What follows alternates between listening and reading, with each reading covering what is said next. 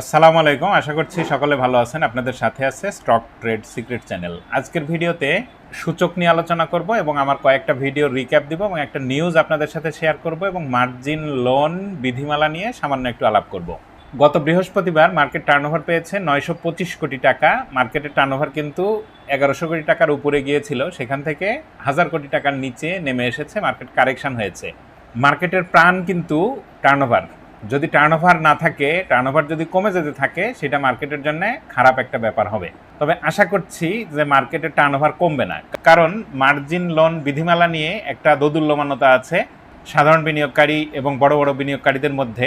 এটার সুরাহা খুব দ্রুতই হবে। আমরা দীর্ঘদিন মার্কেট ভালো হতে দেখিনি। সামান্য একটু ভালো হয় তো মার্কেট আবার যতটুকু উঠে ততটুকু পড়ে, এরকমই হতে দেখছি 2024 সালের পর থেকে বর্তমান সময় পর্যন্ত। যদি আরও বড় করে বলা যায় তাহলে 21 সাল থেকে বর্তমান সময় পর্যন্ত আমরা এরকমই দেখছি। এবং 2010-এর পর থেকে মার্কেট বড় ধরনের ডাউন ট্রেন্ডেই আছে। বড় কিছু ভালো কিছু হতে পারেনি, বুল রানেও যেতে পারেনি। অন্তত 15 বছর পরে তো মার্কেটের একটা বুল রান আমরা আশা করতে পারি।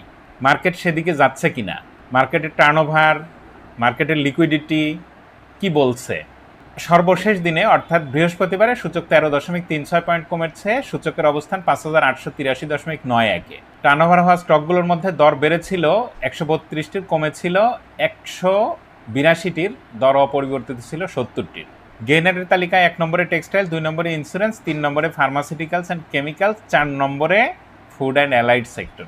টার্নওভারের তালিকায় 1 নম্বরে টেক্সটাইল, 2 নম্বরে ইন্স্যুরেন্স, 3 নম্বরে ফার্মাসিউটিক্যালস অ্যান্ড কেমিক্যালস, 4 নম্বরে ইঞ্জিনিয়ারিং সেক্টর।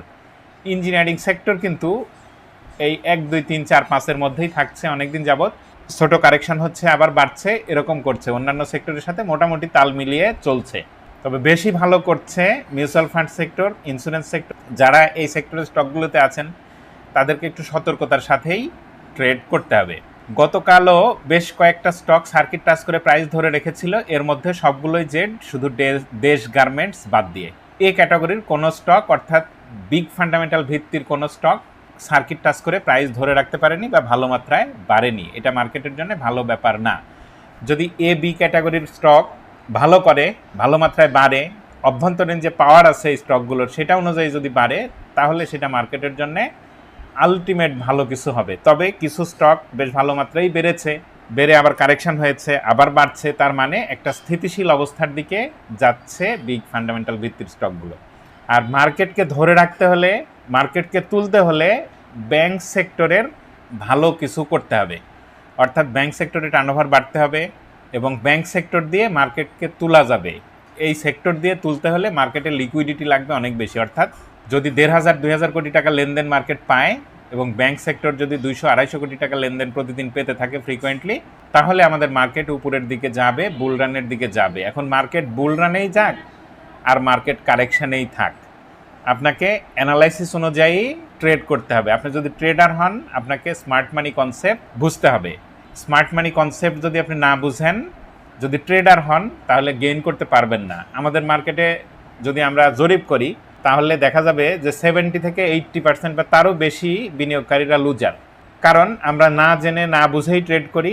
একটা স্টক অনেক বেড়ে যায়, যাওয়ার পরে আমরা ট্রেড করি, যখন লসে আসে তখন সেল দিয়ে দিই। কিন্তু লসে আসার পরেও সেই স্টকটা এভারেজ করে একটা যৌক্তিক জায়গায় আনলে যে একটা সময় অপেক্ষা করলে আবার লাভে যেতে পারে বা যায়, এই জন্য আমরা ধৈর্য ধরে অপেক্ষাও করি না। তাহলে স্টক মার্কেটে বিনিয়োগের ক্ষেত্রে আপনার 2টা জিনিস ইম্পর্টেন্ট। একটা হচ্ছে টাইম, অর্থাৎ যেটাকে ধৈর্য বলা হচ্ছে বা ধৈর্য বলছি আমি, অর্থাৎ সময় ধরে অপেক্ষা করতে হবে, মানে ধৈর্য ধরে অপেক্ষা করতে হবে। এবং আর একটা হচ্ছে টাকা। এই 2টা জিনিস খুবই ইম্পর্টেন্ট। যদি আপনি পোর্টফোলিও ম্যানেজ করতে পারেন টাকা এবং ধৈর্যের সাথে, তাহলে গেইন পাওয়া সম্ভব। যে বিষয়টা নিয়ে মার্কেট একটা দোদুল্যমানতার মধ্যে আছে সেটা হচ্ছে মার্জিন রুলস। 2025 সালে পূর্ববর্তী কমিশন মার্জিন রুলস কিছুটা সংশোধন করে, অর্থাৎ 1999 সালেরটা সংশোধন করে 2025 সালে নতুন করে জারি করেছিল মার্জিন রুলস 2025 হিসাবে। গেজেট আকারে সেটা প্রকাশ হয়েছিল। 2026 সালে এসে আবারও সেটাকে রিশাফল করার জন্য বর্তমান কমিশন উদ্যোগ নিয়েছে। তবে এখনও সেটা কোথাও পাবলিশড হয়েছে ভ্যালিড কোনো জায়গায় আমি দেখিনি। ডিএসইএক্সের যে ওয়েবসাইট, সেখানেও 26 সালেরটা এখনও দেয়নি। যদি 26 সালেরটা দেয় তাহলে 25 সাল এবং 26 সালের মার্জিন রুলের মধ্যে একটা তুলনামূলক আলোচনা আমি আমার ভিডিও থেকে করব, তাহলে বোঝা যাবে যে ভালো কি হলো বা খারাপ কি হলো, সেটা মার্কেটের জন্য কি হবে। তবে নীতি সুদ হার কমিয়েছে এই ভিডিও আমি দিয়েছিলাম, এটা 2 আগস্ট থেকে কার্যকর হয়েছে। এটা কিন্তু মার্কেটের জন্য একটা ভালো ব্যাপার, এটা নিয়ে এরকম শোরগোল হয় নাই। যদি বাড়তো তাহলে কিন্তু শোরগোল হতো। তার মানে এই যে অভ্যন্তরীণ পাওয়ার মার্কেট ভালো হওয়ার জন্য এগুলি কিন্তু আস্তে আস্তে সঞ্চিত হচ্ছে, মার্কেট কিন্তু ভালোর দিকে যাবে।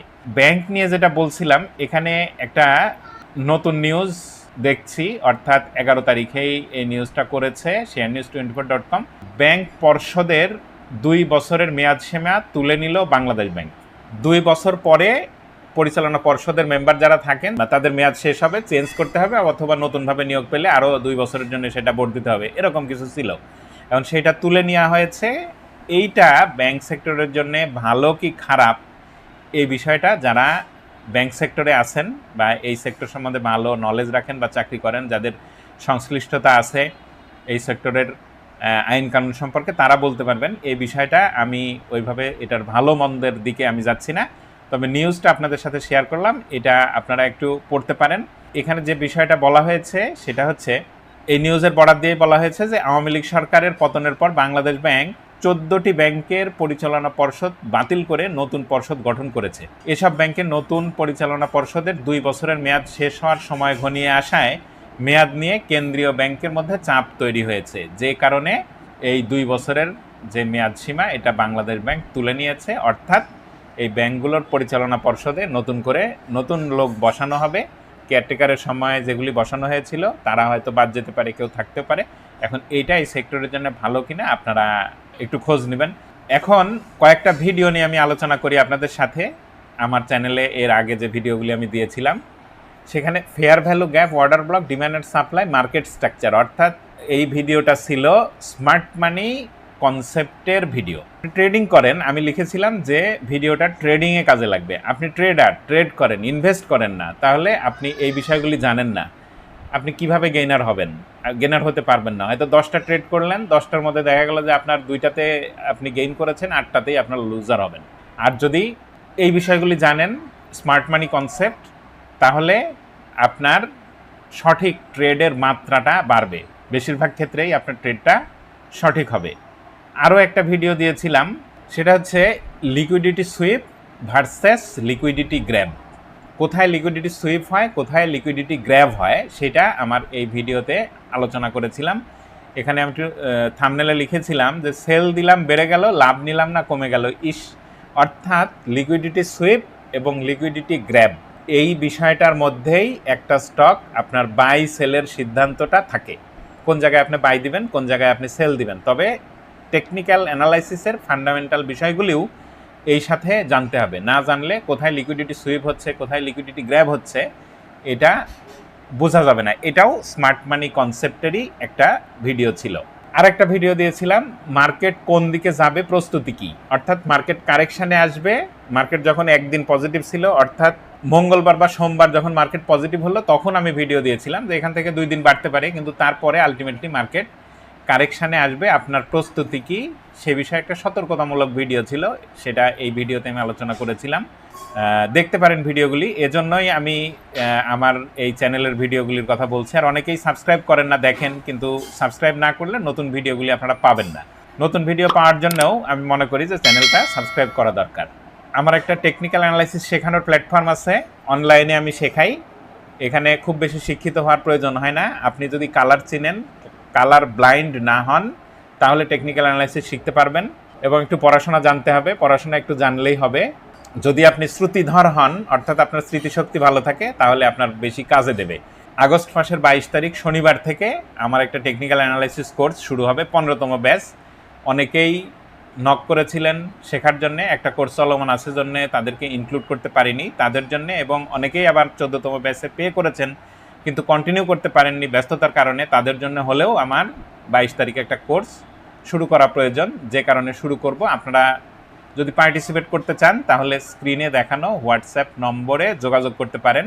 আমি ফান্ডামেন্টাল বিষয়গুলি শেখাই, স্মার্ট মানি কনসেপ্টও শেখাই, এবং বেশ কিছু গুরুত্বপূর্ণ বিষয়ে শেখাই, যেটা অল্প বিস্তর অ্যানালাইসিস জানেন তারা সহ যারা একটু বেশি জানেন তারাও এই কোর্সটা করতে পারবেন।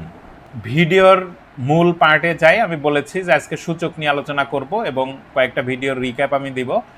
সূচক যে অবস্থায় আছে এটা খারাপ অবস্থা না, এটা ভালো একটা অবস্থা, এবং সূচক ফ্ল্যাট টপ প্যাটার্ন ক্রিয়েট করেছে। এটা একটা পজিটিভ প্যাটার্ন, অর্থাৎ মার্কেট উপরে যাওয়ার সময় যদি এটা ক্রিয়েট করে সচরাচর ব্রেকডাউন করে নিচে আসে না, আর ব্রেকডাউন করে নিচে আসলেও নিচে থাকবে না। লিকুইডিটি সুইপের জন্য মার্কেট নিচে আসতে পারে, তবে নিচে আসলেও আবার উপরের দিকে যাবে। এখন উপরের দিকে গেলে কতটুকু উপরে যাবে, এই যে ফ্ল্যাট টপ প্যাটার্নের এই জায়গার যে স্ফীত অংশ, এই স্ফীত অংশটা পর্যন্ত মার্কেট যেতে পারে, আবার যেখান থেকে পজিটিভ হয়ে ফ্ল্যাট টপ ক্রিয়েট করেছে সে পর্যন্ত মার্কেট যেতে পারে। এই দূরত্বটা কতটুকু, যেখানে আছে এখান থেকে 6150 বা 6300, এই এরিয়াটায় মার্কেট যাবে বা যাওয়ার ইঙ্গিত আছে। আর মার্কেট যেহেতু নেগেটিভ ট্রেন্ডে আছে, গত 2 দিন মঙ্গলবার পজিটিভ ছিল, সোম মঙ্গল 2 দিন, বুধ বৃহস্পতি 2 দিন নেগেটিভ মার্কেট। বুধবারে বেশ নেগেটিভ সাইন ছিল, পরবর্তী দিনে নেগেটিভ আছে, খুব স্বাভাবিক প্রক্রিয়া।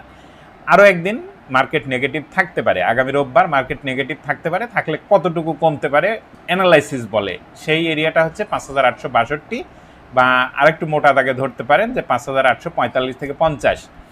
এই এরিয়াটায় মার্কেট হিট করে উঠে যেতে পারে। যদি উঠে যায় তাহলে আবারও মার্কেট উপরের দিকে যাবে। সেক্ষেত্রে 5942, 40 এই জায়গার উপরে যতদিন না যাবে ততদিন মার্কেট ভালো কিছু হচ্ছে না, অর্থাৎ ব্রেকআউট হচ্ছে না।